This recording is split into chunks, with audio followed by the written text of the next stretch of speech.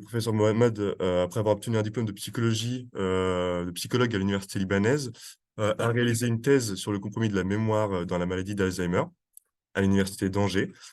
Des recherches qu'il a ensuite poursuivies au Scalab de Lille. Donc, il est aujourd'hui professeur des universités à l'université de Nantes et il dirige ses activités de recherche au sein du laboratoire de psychologie des Pays de Loire. Donc ses travaux actuels portent, sur la mémoire autobiographique dans la maladie d'Alzheimer et notamment sur les effets positifs de la stimulation olfactive, dans le rappel des mémoires autobiographiques dans cette maladie, et donc des perspectives fondamentales et cliniques, qui en découlent, donc sujet dont il va parler, plus précisément aujourd'hui. Pour rappel, il y aura un petit temps de discussion à la fin de sa présentation, donc n'hésitez pas à écrire au fur et à mesure des questions si vous en avez dans le chat, ou bien vous pouvez les garder à la fin, soit les poser dans le chat ou lever la main dans le chat pour, ensuite les poser à l'oral. Merci encore au professeur Mohamed El d'avoir de venir présenter ses travaux, ici aujourd'hui et je vous laisse maintenant la parole. Merci pour cette présentation. Merci surtout pour l'invitation. Je suis vraiment ravi de faire partie de ce regroupement, d'être invité parce que voilà, vous travaillez beaucoup sur l'odeur et je vais pouvoir apprendre par rapport à votre expérience. C'est une présentation qui va durer quasi 20 minutes. Je suis un peu bavard, donc je vais parler un peu plus, mais je pense qu'il y aura beaucoup de questions après. En fait, en organisant cette présentation, je me suis dit, est-ce que je me penchais plutôt sur les aspects olfaction? Je me suis dit que vous êtes les experts, hein. Donc, je vais plutôt un peu discuter de la mémoire autobiographique et nos petits travaux par rapport à la stimulation olfactive de cette mémoire dans la maladie d'Alzheimer. Donc, ma présentation va dérouler sur plusieurs temps. En premier temps, je vais définir un peu la mémoire autobiographique avant d'aborder ces dysfonctionnements dans la maladie d'Alzheimer et d'aborder le cœur du sujet, en l'occurrence la stimulation olfactive de la mémoire autobiographique dans la maladie d'Alzheimer. Donc, pourquoi la mémoire autobiographique et qu'est-ce que la mémoire autobiographique? Vous n'êtes pas sans savoir, plusieurs formes de mémoire, mémoire à court terme, à long terme, retenir une liste de mots, mémoire explicite, implicite. La mémoire autobiographique, c'est un système de mémoire à long terme qui nous permet, contrairement aux autres formes mnésiques, de retenir des informations personnelles. Dès qu'il y a le je dans le souvenir, on parle de la mémoire autobiographique. Je me souviens. Donc, contrairement aux autres formes de mémoire, c'est une forme qui est très spéciale dans la mesure où elle nous permet d'évaluer pas uniquement le contenu des rappels, mais aussi le lien entre le contenu, le self, l'identité. C'est pas uniquement comment je me souviens ou de quoi je m'en souviens, mais pourquoi et quels sont les mécanismes derrière qui me permettent de faire le lien entre l'information, le lien et l'identité. Donc, c'est vraiment la mémoire qui me répond à la question de base, qui suis-je? Cette mémoire englobe deux composantes, hein, grosso modo. La composante sémantique, des informations générales par rapport à mon vécu. Je me souviens, je suis né dans une telle ville, j'ai tel âge, des informations très générales. Ça peut être aussi des informations, des événements répétés. Je me souviens, mon père avait l'habitude de m'accompagner jusqu'à la porte de l'école. Ça reste un événement répété, sémantique.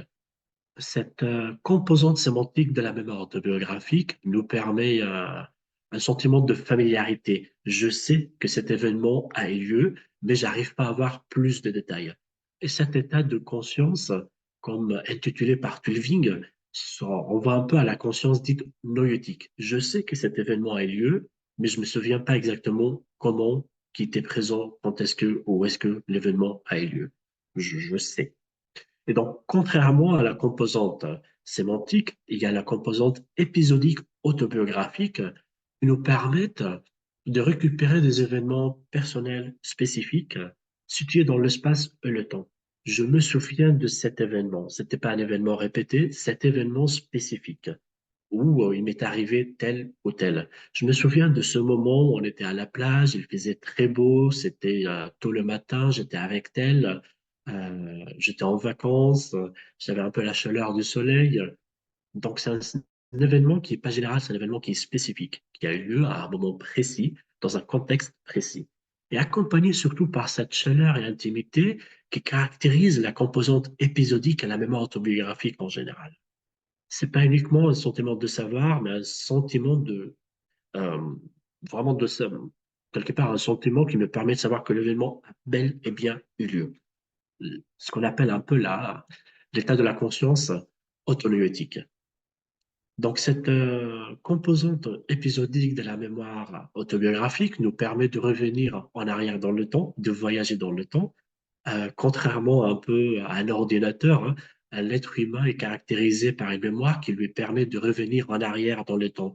Vous êtes là devant vos ordi, vous êtes en train peut-être de faire d'autres choses ou de vous projeter dans des vacances, de vous souvenir de derniers week-ends, ce que vous avez fait hier et avant-hier. Donc, physiquement, vous êtes devant l'écran. En revanche, subjectivement, vous êtes ailleurs, vous êtes dans le passé. Et ce voyage mental dans le temps s'opère grâce à la mémoire autobiographique et à cette faculté de l'être humain à voyager en arrière dans le temps. C'est la conscience autonoétique. Donc, cette conscience peut être dépendante de plusieurs facteurs subjectifs. Ça peut être l'émotion, l'affect, les pensées et surtout l'imagerie mentale, la capacité à revivre en arrière dans le temps et de revoir la scène. Je me souviens de la plage, je vois bien un peu le lever ou le coucher de soleil, je vois les vagues, j'entends le bruit, je sens des odeurs. Donc, grosso modo, la mémoire autobiographique, c'est une composante qui nous permet de récupérer des événements liés au soi, au self, à l'identité. Elle peut être divisée en deux sous-composantes. La composante sémantique des informations très générales et la composante épisodique des informations spécifiques qui nous permettent de revenir en arrière dans le temps, dans notre passé. Qu'en est-il du fonctionnement de la mémoire autobiographique dans la maladie d'Alzheimer? Quelques généralités par rapport à la maladie d'Alzheimer. C'est une pathologie liée à l'âge. Elle est caractérisée par la présence de deux principaux types de lésions cérébrales sur les plaques bêta-amyloïdes, appelées les plaques séniles et la dégénérescence neurofibrillaire, intracellulaire et intercellulaire. Donc, ça me dépasse largement après. Est-ce que c'est une cause? Est-ce que c'est un effet? Quels sont les véritables mécanismes neurologiques? Ça reste toujours une question de débat, d'où l'absence, malheureusement, de médication ou d'un médicament efficace contre la maladie d'Alzheimer. Donc, la question un peu à laquelle on peut répondre, qu'est-ce qu'on peut apporter aux patients dans la mesure où il n'y a pas encore prise en charge pharmaceutique à 100% efficace, si je me permets, parce qu'il y a encore des petits médicaments. Donc, c'est là où on va attaquer le vif du sujet, qu'est-ce qu'on peut apporter aux patients en termes de l'affaiblissement amnésique. Alors, qu'est-ce qu'on entend par l'affaiblissement amnésique dans la maladie d'Alzheimer? Grosso modo, dans le centre mémoire, quand les patients arrivent un peu en consultation, on peut souvent entendre des plaintes. En revanche, ces plaintes sont directement liées à la mémoire. Je parle de la maladie d'Alzheimer. Le patient en consultation parce qu'il oublie.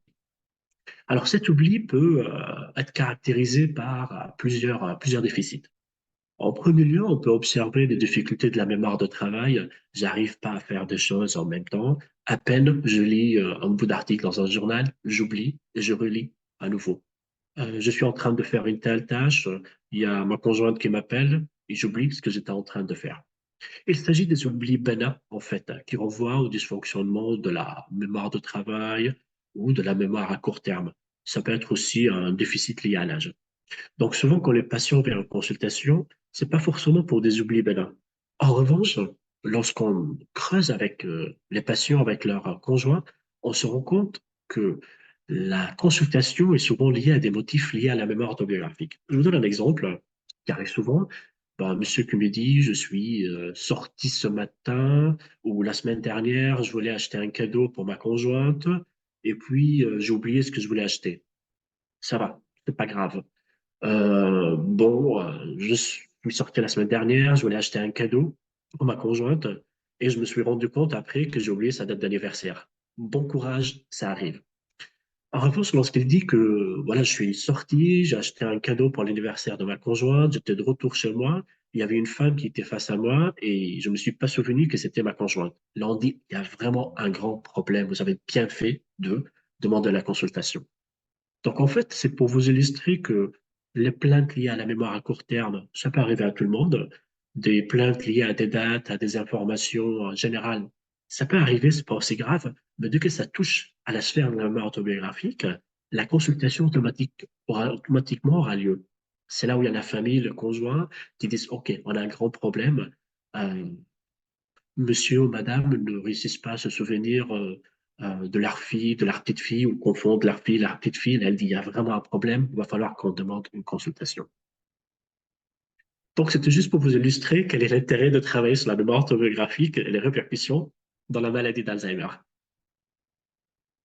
Grosso modo, on peut caractériser ce dysfonctionnement par des difficultés que touche la sphère épisodique. Comme je disais tout à l'heure, la mémoire autobiographique englobe une composante épisodique ou sémantique, et on voit que dans la maladie d'Alzheimer, c'est la composante épisodique de la mémoire autobiographique qui est la plus touchée. C'est-à-dire que le patient peut se souvenir facilement des informations générales. Je me souviens peut-être de mon adresse, de prénom de ma conjointe.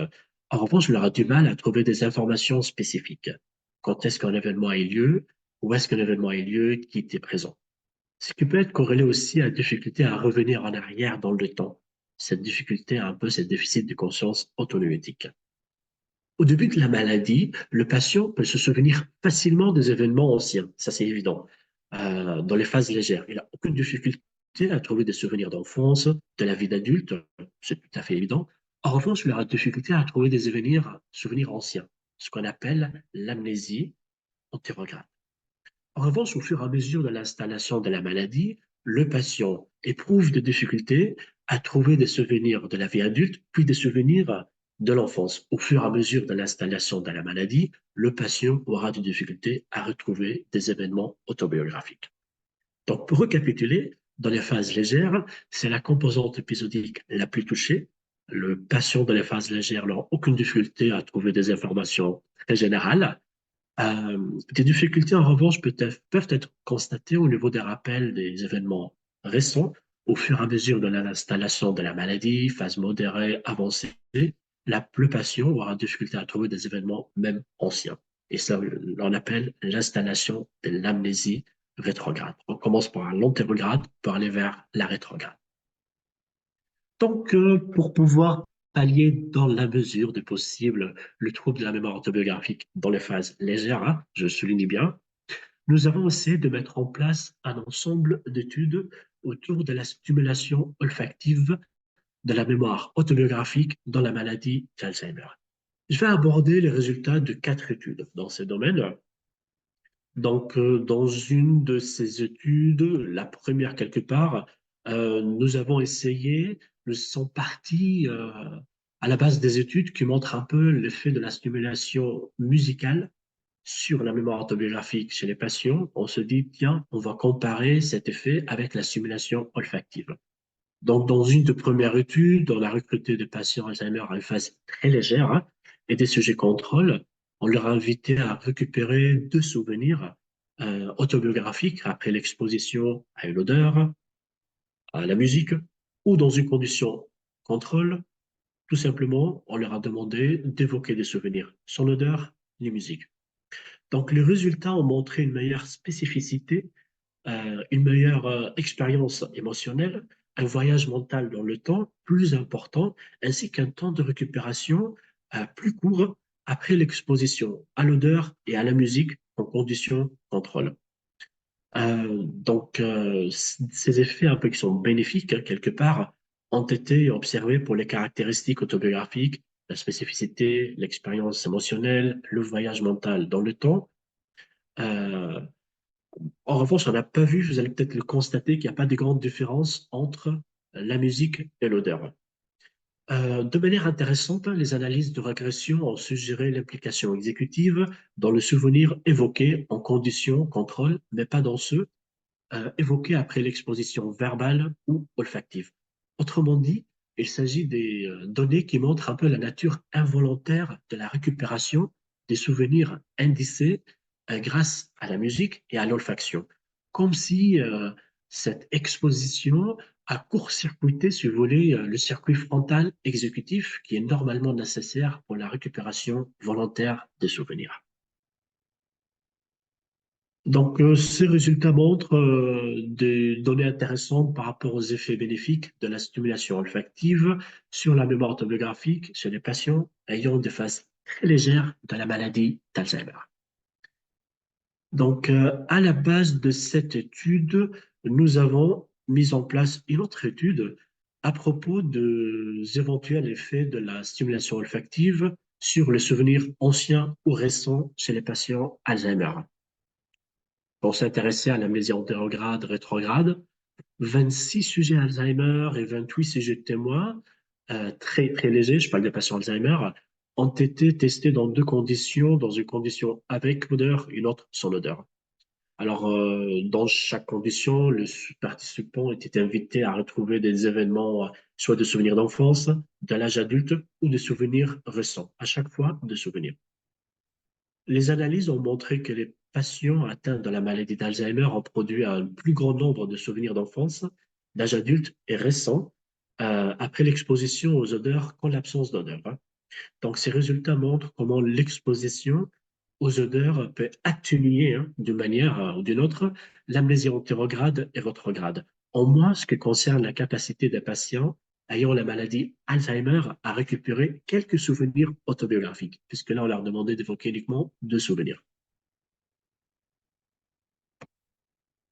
Une autre étude, sur la base de ces recherches, nous avons évalué les caractéristiques émotionnelles, l'arousal ou le valence, et le ressenti subjectif des souvenirs autobiographiques comme évoqués par l'odeur dans la maladie d'Alzheimer.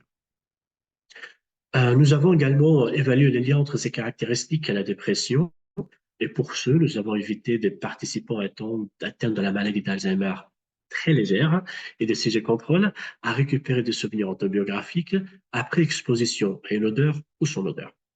Donc, les résultats ont montré un niveau d'arousal plus important, un ressenti subjectif plus fort et des souvenirs plus positifs après l'exposition à l'odeur par rapport à la condition sans olfaction. Ces différences étaient observées uniquement chez les patients atteints de la maladie d'Alzheimer. Probablement, on avait un effet qui est plutôt plafond chez les contrôles. Nous avons bien entendu constaté que l'émotion, l'arousal et le valence, ainsi que le ressenti subjectif déclenché par l'odeur, étaient associés aux symptômes dépressifs dans la maladie d'Alzheimer. Moins il y a de la dépression, plus le fait de la stimulation olfactive est important. Donc, ce résultat montre que l'odeur peut être un indice utile pour déclencher des événements plus détaillés, plus vivaces, hein, au niveau de l'expérience subjective et suscitant une valence émotionnelle positive. Autre étude à la base de ces données où on s'est intéressé aux souvenirs définissant le soi. Les souvenirs définissant le soi sont des souvenirs autobiographiques qui sont caractérisés par une valence émotionnelle très importante, sont souvent un peu des souvenirs qui définissent notre identité. Première journée au travail, première rencontre avec le conjoint ou la conjointe, des événements très marquants de l'identité. Donc, nous avons invité des patients ayant la maladie d'Alzheimer légère et des sujets contrôle à choisir une odeur préférée, à récupérer trois souvenirs autobiographiques euh, avec ou sans exposition à l'odeur. Dans un second temps, nous avons analysé ce souvenir par rapport à leurs caractéristiques de souvenirs définissant le soi. Les résultats ont montré une récupération d'un plus grand nombre de souvenirs définissant le soi chez les patients ayant la maladie d'Alzheimer après l'exposition olfactive. Donc, cette étude montre des effets bénéfiques de la stimulation olfactive sur la récupération de souvenirs définissant le soi dans la maladie d'Alzheimer. Dernière étude, toujours dans le même domaine, où nous sommes intéressés cette fois euh, un peu à la capacité des patients Alzheimer à se projeter dans le futur grâce à la stimulation olfactive. Et pour ce, nous avons invité des patients atteints de la maladie d'Alzheimer à évoquer des souvenirs autobiographiques ou à imaginer des événements dans le futur, hein, après l'exposition à une odeur ou son odeur. Donc, les résultats ont montré que les patients ayant la maladie d'Alzheimer et les participants témoins même ont produit des événements passés, futurs, plus spécifiques et plus émotionnels, avec une valence émotionnelle plus importante après l'exposition à une odeur qu'en absence d'odeur. Cependant, l'exposition à l'odeur n'a pas amélioré le temps de récupération pour la projection dans le futur chez les patients Alzheimer. Donc, cette étude montre un peu les effets positifs de l'exposition de l'odeur sur la capacité des patients Alzheimer à se projeter dans le futur. Là, vous voyez les résultats par rapport à à l'absence de l'effet sur le temps de réaction. Donc, je vais essayer de récapituler. Ça sera un peu le dernier diapo. Ensuite, je pense que vous aurez beaucoup de questions. Pour récapituler un peu l'ensemble de ces éléments, nous avons mis en place quelque part un modèle que je l'ai appelé le modèle ODAMA. En fait, selon ce modèle, l'exposition aux odeurs active l'accès involontaire aux souvenirs autobiographiques spécifiques, ce qui caractérise quelque part, ce qui peut favoriser l'expérience subjective du haut niveau quelque part et de la récupération chez les patients ayant la maladie d'Alzheimer, et ce qui peut contribuer à leur capacité, pas uniquement à retrouver des souvenirs anciens ou des souvenirs autobiographiques du passé, mais aussi à se projeter dans le futur. Donc, à ce peut-être, je vais arrêter ma présentation et je serai très ravi de répondre à vos questions. Eh bien, merci beaucoup pour votre présentation, qui était vraiment très, très intéressante. Euh, pour les questions, moi, je veux bien commencer.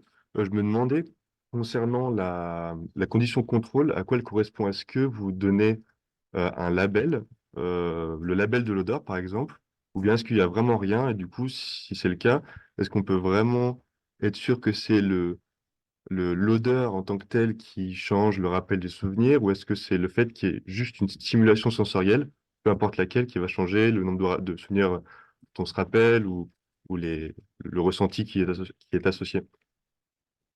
Merci Gilles pour cette question. Donc, effectivement, dans la condition contrôle, il n'y a ni label ni odeur en fait. Il n'y a vraiment pas d'indice. Alors, pourquoi on ne met pas de label? Parce que peut-être je vais anticiper, vous allez me poser cette question. En fait, les patients Alzheimer, vous n'êtes pas sans savoir, ont une difficulté à identifier les odeurs. Ça fait même parfois partie de critères de la maladie d'Alzheimer. On se rend compte qu'ils auront du mal à trouver le nom de l'odeur. C'est-à-dire, si je leur présente un flocon avec de la vanille, ils bloquent directement. C'est quoi comme odeur? Et plus ils bloquent, plus j'aurai des difficultés à leur demander d'évoquer des souvenirs autobiographiques. Donc, pour court-circuiter cette difficulté, je la expose à une odeur, je veux dire, maintenant je vous expose à une odeur, c'est de la vanille. Je vous invite à vous connecter à cette odeur. Je fais appel à votre mémoire, laissez venir ce qui va venir. Et donc, j'essaie de court-circuiter cette difficulté parce que si on présente uniquement le label, les patients auront de difficultés déjà à associer l'odeur et à identifier l'odeur même. Je pense que j'anticipe beaucoup de questions dans ce sens. D'accord. Du coup, il se rappelle en fait d'odeurs qui vont être vraiment associées, en fait, de souvenirs qui sont associés à l'odeur, qui sont vraiment évoqués par cette odeur précisément, c'est ça? Exactement. Ok, ça marche, merci. Merci. On a une question dans le chat de Laurence Fanuel qui demande quel type d'odeur vous avez utilisé dans ces études. Oui, donc effectivement, il s'agit d'un ensemble d'études qu'on le mène depuis 10 ans et on se fait un peu avoir au début parce qu'on essaye de choisir comme un billboard des odeurs, lavande, vanille, qui peut être un peu selon nous, hein, le plus identifié, le plus familier. Et puis on s'est rendu compte une fois, moi j'ai démarré par l'odeur du chocolat, puis j'avais des personnes qui disaient, bah, voilà un peu, j'ai vécu la Seconde Guerre, j'ai pas vécu dans une famille très aisée, donc le chocolat je connais pas trop. J'ai dit, mince, je me suis trompé. Je suis parti sur la vanille et donc disais, bah, à l'époque, on n'avait pas du tout accès à la vanille, on avait vraiment l'odeur de la vanille, mais on n'avait pas ce produit chimique. Donc, ce que j'ai fait à un moment donné, ce qu'on fait au fur et à mesure des études, on choisit tout simplement un set d'odeurs, une douzaine d'odeurs, et on demande à la personne de choisir son odeur préférée, et à partir de son odeur préférée, on lui demande d'évoquer un souvenir.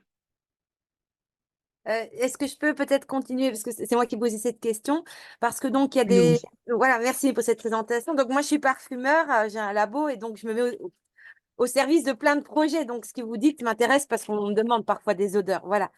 Mais il y a aussi par rapport puisqu'on parle de sujets autobiographiques, il y a aussi les odeurs des gens, c'est-à-dire que j'entends qu'on parle souvent d'odeurs d'ingrédients, ce qui est normal puisque c'est identifiable, mais ce qui touche le plus les gens dans leur vie passée, c'est les parfums complexes qu'ils ont rencontrés, etc. Je vois bien, moi, je m'intéresse beaucoup aux odeurs des années 60, par exemple, en parfumerie, qui étaient différentes. Est-ce que vous creusez aussi dans le vécu des patients pour aller rechercher des noms de parfums plus complexes, des choses qui pourraient leur parler davantage? Merci, merci Laurence pour cette question. J'ai même un contre-exemple d'une dame qui avait un peu un bout de vêtement de son conjoint et en fait, elle voulait vraiment avoir ce bout de vêtement pour l'associer à une odeur, hein. Et on était très loin. Mais en fait, c'est ce qui se passe qu'expérimentalement, j'avoue que plus l'odeur est saillante, plus le souvenir est vivace. Expérimentalement parlant, j'aurais parfois des difficultés à choisir un peu, c'est-à-dire à accompagner chaque personne de trouver son odeur préférée. Et donc, j'essaye, pour que ça soit le plus expérimentalement, le plus contrôlé, on est parti effectivement sur un set d'odeurs, 12 odeurs qui est affiché à tous les patients. Mais j'avoue, de manière très personnalisée et de manière un peu prise en charge, bien sûr que plus l'odeur est saillante, plus c'est important. Et en point de vue interindividuel, intra-individuel, je pense votre question, votre suggestion sera la plus pertinente. D'accord. Saillante, vous voulez dire quelque chose de bien défini et de précis, c'est ça? Exactement. Ok, ok. Merci.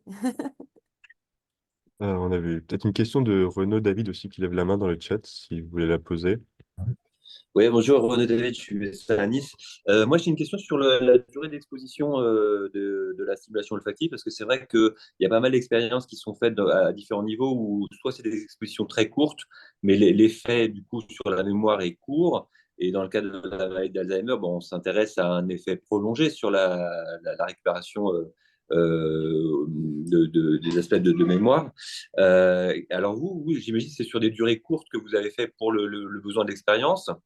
Est-ce que vous avez des notions sur quel est l'effet de la stimulation prolongée et sur quelle durée et au bout de quel moment il faut changer d'odeur éventuellement parce qu'il y a un effet d'habituation à certaines odeurs aussi. Et puis, dernière question qui est un peu culturelle. Est-ce que toute votre population était des gens homogènes d'un point de vue culturel? Je dis ça parce que moi, vous parliez du chocolat chaud. Moi, j'ai testé l'odeur du chocolat chaud avec des collègues à Taïwan. Et autant nous, en Occident, ça nous plaît beaucoup, autant à Taïwan, ça leur plaisait pas du tout. Et est-ce qu'il y a un effet des odeurs, selon vous, sur la mémoire autobiographique, qui peut être dépendant de la culture? Merci beaucoup par avance. Merci Renaud pour ces deux questions. Pour répondre à la première, alors effectivement, les effets sont malheureusement sur le court terme. Je ne peux pas dire qu'on peut avoir des effets sur le long terme. Déjà, je ne l'ai pas expérimenté. Et puis, de par un peu l'expérience, je sais que malheureusement, c'est à moins qu'on fasse un atelier par semaine, répéter, répéter pour freiner, pour ralentir dans la mesure de possible la courbe de déclin. Là, si je suis optimiste, hein. En revanche, là, les études dont je vous expose, c'est vraiment sur le one-shot. Ici et maintenant, je vais un peu plus loin même, Bruno, si je me permets, que le fait de l'odeur, j'ai l'impression que il arrive qu'un peu le fameux, je dirais, le fameux ressenti de Proust. Quand il y a l'odeur, dès qu'il y a un peu la stimulation, c'est là où j'essaye de rattraper directement avec le souvenir, en indistinct. J'ai même l'impression que quand l'odeur est toujours affichée de manière constante, comme si le seuil olfactif devient désensibilisé et la personne ou le patient n'a même plus conscience de la présence de l'odeur. Et c'est là où je travaille plutôt sur la réminiscence, c'est-à-dire je prends un souvenir, je l'associe à un autre souvenir, je l'associe à un autre souvenir. Donc, si vous voulez, l'odeur, ça peut être aussi un effet de stimulant, d'indice, qui évoque aussi un peu l'accès hypocampique, émotionnel, et on peut s'en servir après pour évoquer un souvenir et une association vers notre souvenir, association vers notre souvenir. Je ne sais pas si j'ai bien répondu à la première question. Oui, oui, bien sûr, ça va. Merci beaucoup.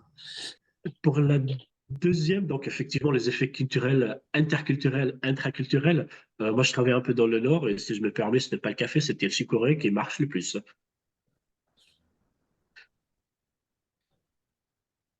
Donc, je ne sais pas si j'ai répondu à la deuxième question aussi. Bah, sur la deuxième question, la question que je me posais, c'est que on reçoit par exemple des malades d'Alzheimer qui sont de toute origine. Et puis il y a des ateliers olfactifs qui sont mis en place, et puis il y en a qui leur rappellent effectivement des souvenirs d'enfance.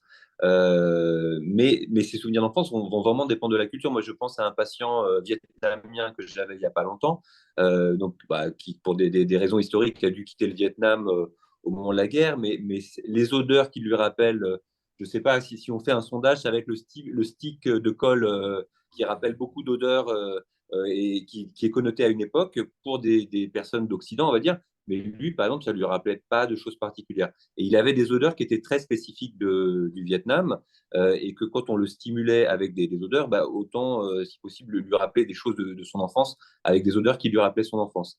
Et du coup, la question, c'était, est-ce que vous pensez que il faudrait privilégier des odeurs associées à la culture, ou que est-ce que ça peut marcher, est-ce que vos expériences marcheraient quelle que soit la culture et quelle que soit l'odeur utilisée, de façon schématique? Donc, bon, merci beaucoup pour cette belle vignette. Effectivement, là, vous avez déjà la réponse dans la question. Je pense plus l'odeur est associée à la culture, à l'enfance, plus l'indice est encore une fois associé à des expériences autobiographiques. Donc, idéalement, mieux vaut que l'odeur soit la plus personnelle, liée à l'enfance, à la culture, bien entendu.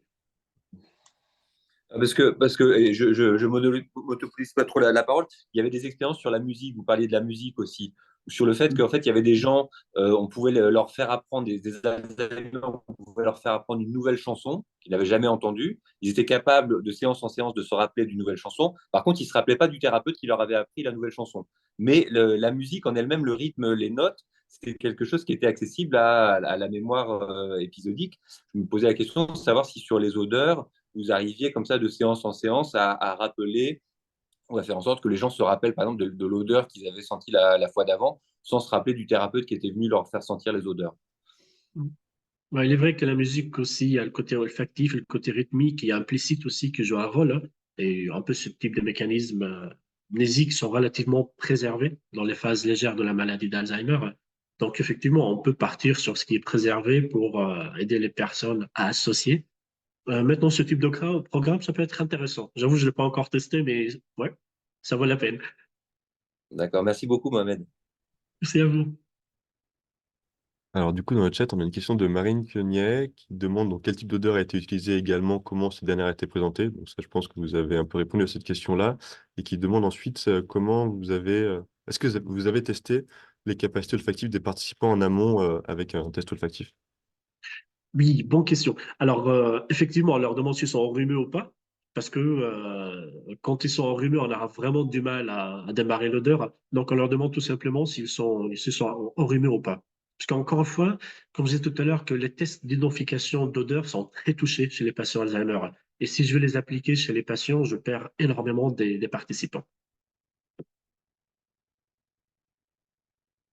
Merci. Il y a Jeanne Pays qui levait la main dans le chat.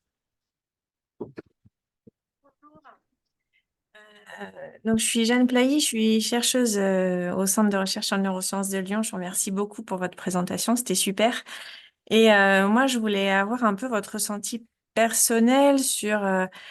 vous avez vu beaucoup de patients, vous avez présenté beaucoup d'odeurs, vous avez écouté beaucoup de souvenirs. Et moi, ce qui m'intéresse, c'est, d'après vous, est-ce que vraiment il y a une particularité de ces souvenirs qui sont évoqués par les odeurs? Et si oui, lesquels? Alors, j'ai vu que vous aviez utilisé parfois des musiques. La plupart du temps, la condition contrôle, c'était sans odeur, juste. Mais votre intuition, votre feeling, est-ce que cette Madeleine de Proust, vous avez l'impression de l'observer auprès de vos patients, ou est-ce que finalement c'est le fait d'enrichir l'environnement de quelque chose qui génère un souvenir personnel qui est plus pertinent, qui est plus détaillé, qui engendre un sentiment de voyage dans le temps plus grand, avec plus d'émotions. Est-ce qu'en gros une odeur c'est vraiment particulier dans ce cas-là, pourquoi?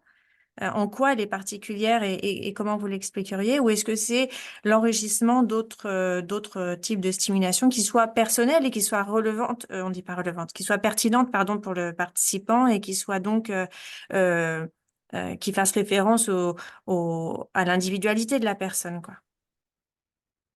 Merci Jean pour cette question, parce que vous avez bien saisi, je n'ai pas de données empiriques là-dessus, mais en fait, effectivement, intuitivement parlant, j'ai l'impression que contrairement aux autres modalités multisensorielles, hein, la musique, le Snowzelen, j'ai l'impression que l'odeur a la particularité d'activer la chair de poule. C'est ce que j'observe. J'observe une chair de poule chez les patients. Alors, je n'ai pas de EEG, je suis un peu, voilà, je bricole avec les moyens de bord d'un psychologue, hein, clinicien. Intuitivement parlant, je dirais c'est l'émotion, c'est l'arousal et c'est la chair de poule. Je dirais même qu'il va au-delà de la verbalisation chez plusieurs personnes, hein. Je constate que il y a l'odeur, il y a l'olfaction, il y a la recherche, le souvenir. Il n'y a pas trop de paroles, il n'y a pas trop de verbalisation. Mais subjectivement, j'ai l'impression qu'ils sont plus dans l'ici et le maintenant. C'est pour ça que je parlais du voyage mental, qu'ils sont déjà dans le passé, qu'ils ont cette évocation, qu'ils ont l'émotion, l'activation physiologique et émotionnelle, mais sans pouvoir avoir accès à la verbalisation. À tester. En tout cas, ça sera voilà, à vous, aux participants, de participer à cette super hypothèse. Mais ça veut dire que les cotations des souvenirs, ce sont pas les participants qui les font. Comment vous faites pour savoir si le souvenir est plus émotionnel, s'il n'y a pas de verbalisation ou s'il est plus spécifique? Je n'ai pas bien compris, je crois, du coup. C'est une bonne question. En fait, ce sont un peu des critères objectifs. C'est-à-dire, je récupère le souvenir qui est évoqué de manière verbale. Mhm. Et comme je disais tout à l'heure, il a deux composantes. Quand le souvenir, le patient me dit, je me souviens, j'avais l'habitude d'aller à la plage. C'est un souvenir sémantique. Deux points. J'avais l'habitude d'aller à la plage. Une fois, on est arrivé en retard. Épisodique. Trois points. Je me souviens, on avait l'habitude d'aller à la plage avec mon papa. Une fois, on est arrivé en retard parce qu'on avait une panne en voiture. On est arrivé quand même. On a bien joué. Il faisait très beau. J'avais un peu le reflet de soleil sur ma peau. Je me souviens, j'étais bien. Mon père était énervé, mais ma mère, en même temps, nous a préparé un bon pique-nique. Là, on touche à un souvenir qui est spécifique avec des détails phénoménologiques, Mhm. l'émotion, la subjectivité. Donc, c'est vous qui évaluez a posteriori la spécificité, le contenu émotionnel, enfin la charge émotionnelle sur la base du discours des participants. D'accord. Exactement. Merci beaucoup, puis merci pour la réponse précédente sur cette chair de poule. Ça me parle beaucoup. C'est vrai que ce serait bien de plonger Effectivement, là-dedans et de réussir à l'objectiver. Merci beaucoup. pas hésiter. Merci à vous, Jeanne. On avait une question ensuite d'Olga Alexandre aussi. Oui, merci beaucoup. Merci pour cet exposé très intéressant. Donc, moi, je suis docteur en neuropsychiatrie et en fait, je travaille avec l'odorat depuis 10 ans avec les méthodes OSTMR. Et effectivement, l'un des piliers de méthode OSTMR, c'est travailler avec une mémoire autobiographique, avec les neurologies de l'odorat. Et on utilise plus de quelques centaines de stimuli. Et juste pour revenir pour cet éveil des mémoires autobiographiques, on a fait une expérience dans les EHPAD qui sont dédiés aux personnes avec dégénérescence neurodégénérescence. On a parfumé chaque étage avec les odeurs différentes, justement pour activer cette mémoire de court terme pour retrouver déjà leur chambre. Et moi, j'ai eu les expériences aussi. Donc, il y a énormément d'exercices qu'on propose aux patients, justement, dans les stades pas très avancés. Mais moi, j'ai eu les expériences, par exemple, de réveil de vieux traumas lors d'exposition aux odeurs. Donc, c'était très intéressant parce que, justement, c'était les odeurs liées au vécu, non spécialement là où ils sont nés, mais au vécu traumatique qui sont été ressurgis. Et je pense que la stimulation olfactive peut être extrêmement bénéfique, mais il faut avoir les moyens encadrés par après les patients parce qu'on on connaît très bien la phase d'agitation chez les personnes atteintes de Alzheimer. Donc ça, c'est aussi intéressant. Et est-ce que vous avez par après, je ne sais pas si vous êtes clinicien, est-ce que vous avez utilisé par après vos recherches pour utiliser les odeurs qui justement avaient un effet calmant vu qu'ils ont éveillé les mémoires autobiographiques positives? C'est ça mon question. Merci, Olga, pour cette super intervention. On en parlera après, ça m'intéresse de profiter de votre expérience. Donc, effectivement, hein, vous êtes sans savoir que le PTSD parfois est associé à l'émergence des odeurs, hein. C'est un peu le stimulus le plus puissant, c'est l'amygdale directe et la réactivation de souvenirs un peu traumatogènes. Donc, dans mes études, encore une fois, je parle de patients Alzheimer très légers. Je travaille dans un CM2R. Donc, je reçois des patients avec une phase très légère et qui malheureusement qui passent pas du tout dans notre filière, qui n'ont pas de troubles psychiatriques. Quand il y a troubles psychiatriques, ils passent par une autre filière. Mais je suis tout à fait d'accord, j'en ai plein conscience que l'odeur, ça peut être l'arme à double tranchée dans les patients qui ont je dirais, des associations avec des troubles psychiatriques, un vécu traumatisant, une enfance difficile, une carence, je dirais, un peu affective, éducative. effectivement, l'odeur peut avoir un peu cet effet d'activation des souvenirs traumatiques. Donc là, je suis tout à fait d'accord. Mais après, effectivement, dans des UCC peut-être, dans des unités de PASA peut-être, où on peut utiliser plutôt l'odeur, pas forcément là, on sort de champ de la mémoire autobiographique, mais on peut bien entendu utiliser l'odeur comme un effet qui est plutôt sédatif dans ce type de unités. Je ne sais pas si j'ai bien répondu à votre question, Olga. Oui, merci beaucoup. Mais je voulais juste savoir si, suite à ces recherches cliniques, vous avez donné par après les stimuli qui ont provoqué l'effet positif aux patients. Est-ce qu'ils sont repartis avec quelque chose ou la famille ou aidants proches pouvaient les utiliser justement dans les cadres plutôt d'encadrement familial? Parce que pour les familles, c'est extrêmement, c'est un, je dirais, c'est un aide très, très précieuse. Tout à fait. Là, peut-être je vais sortir de la stimulation olfactive parce que c'est une stimulation qui est multisensorielle. J'utilise la musique, j'utilise les objets, la texture, l'odeur, plein des, un peu comme un petit atelier Snow-Zealand. L'idée, si vous voulez, grosso modo, c'est de construire un livret de vie. Un livre de vie dans des passions, je bossais un peu en EHPAD. Et l'idée, c'est de construire un livre de vie avec des chapitres. L'enfance, vie adulte, les dernières 5 années. Et dans chaque chapitre, il y a des événements, il y a des informations autobiographiques.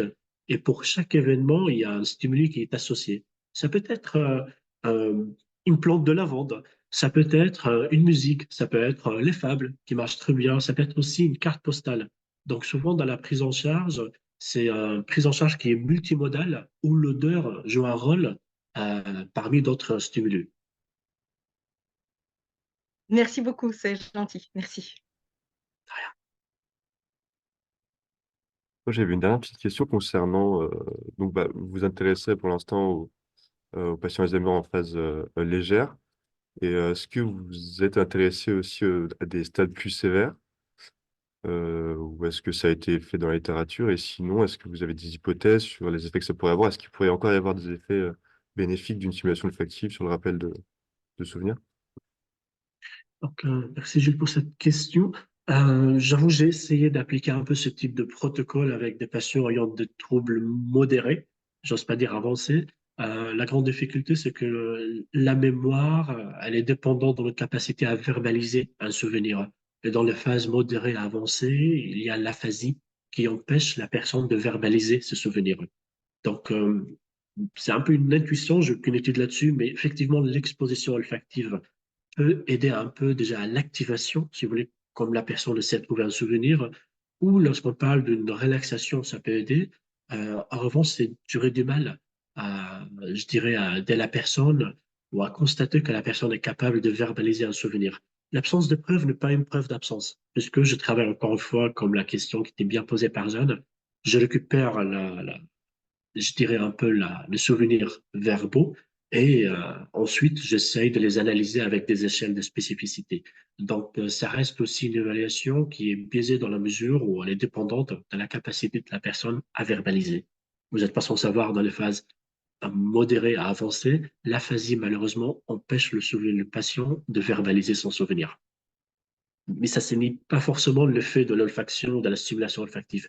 Peut-être qu'il y a un effet, mais on n'arrive pas à l'évaluer parce que, je récupère la deuxième question par Jacques Lévy, peut-être parce qu'il y a un peu la réactivation émotionnelle, et cette réactivation émotionnelle, on peut l'évaluer de manière plutôt électrodermale, d'EEG, mais pas forcément à travers les petits outils de psychologue clinicien, si je me permets.